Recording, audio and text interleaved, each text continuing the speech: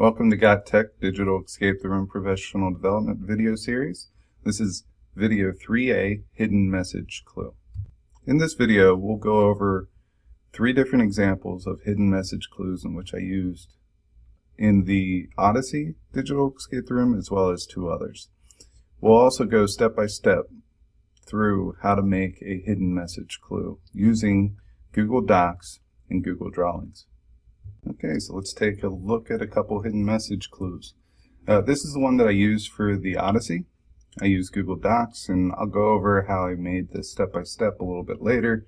But if you just take a look at it, we have a bunch of black text, and then we have some red. This is supposed to be a very easy clue for the students to solve. It kind of gives them confidence, and it kind of gets them thinking in the right way. So to solve this one, all that they would have to do is look at the red text and in order, and it spells out a phrase like the secret code is behind the horse is what I believe it says, and then they would go look behind the horse and they could solve that puzzle very, very easily. Very similar to that is one that I did on To Kill a Mockingbird with Harper Lee, and I used bolded letters and I made them all capital no matter where they were in the text. And this one, it just asked what Harper Lee's real first name was. And a lot of people don't realize that Harper Lee is not actually Harper Lee. She used her middle name because her real first name is Nell, and she didn't want to be confused as a male. So she changed it to Harper Lee, and that's what she went by. But that is another easy clue for the students to solve to gain confidence. All right, let's talk about a little bit more complex hidden message clue. And this one is a biology hidden message clue. And we start with our scenario, our paragraph, and it's about Dr. Stoop, who's very bitter because his miracle poison ivy cream didn't work, and people basically threw him out of the scientific community. But this one is multi-layered, so they have their scenario, but then they have this hyperlink down here, which will take them to a note that Dr. Stoop wrote. Now this note isn't that much more challenging, but if students aren't looking in the right place, they tend to struggle with this one. So let's take a look at the note. The note is simply done in Google Docs as well, and it's a note from Dr. Stoop. And if you see in the note, I put boxes around what I want you to look at, because this is a directional lock, which is shown on the lock form. And basically, students need to look for directions to solve this clue. I am fed up with all the ignorant people that don't understand all the ups and downs that come with being a scientist. So in this case, they would read through the letter and they would get all the directions in the order in which they're written, and that would be how they solve the directional lock. So it would be up, up, down, right, left. So the order of it gives it away. Sometimes I would never put the boxes around it, but sometimes I do underline or do something subtle to kind of give them a clue or a hint. But I would never make it as easy as throwing the red boxes around.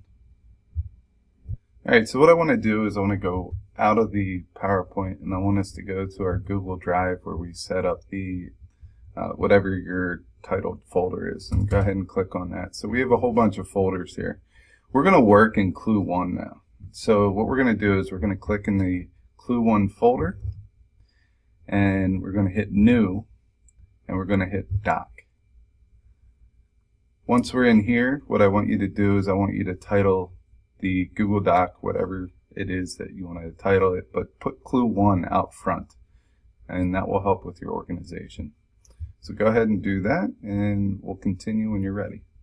So what I did is I made a title up here, Clue 1 Storyline for the Odyssey website, and I typed in my paragraph, and then I decided on the hidden message that I wanted to leave. And what I did there is I just highlighted the text that I wanted to be a different color to make up that message. So that's what I want you to do right now. You can pause the video, and as soon as you're done with that, we can continue on. All right, so now what I would suggest you doing is going out to your template form and filling in clue 1. Now, there's certain things that you probably won't use. I'm going to go over red reveal later on because I'm going to make that a different clue type. I made this one a little bit more complex than what it need to be, but if you put what the red letters or whatever color you chose spell out here, I put the secret code is behind the horse, and then I put a secret code behind the picture of a horse on the Digital Escape the Room website. What I'd like you to do just for the first one is keep it simple and make the red letters or whatever color letters basically be the answer to your first clue. Whether it's a word, you can make it a secret word lock and just make it a single word, or you can make it a number lock. If you're doing like a math Digital Escape the Room, you can make a formula there and they have to solve it and get a number value. Whatever you want to do there, but make sure that you put that secret code under resources, because trust me, later on you're going to forget what that is and kids are going to struggle and you're going to want to give them a little bit of a hint. So let's go back to our drive and our Digital Escape the Room folder and our clue 1 folder. We're going to hit new and we are going to go to more and create a Google drawing. So you could go ahead and click on that, give it a title. Like I said, I stick with clue 1 at the beginning, and then you can name it whatever you want after that for organizational purposes.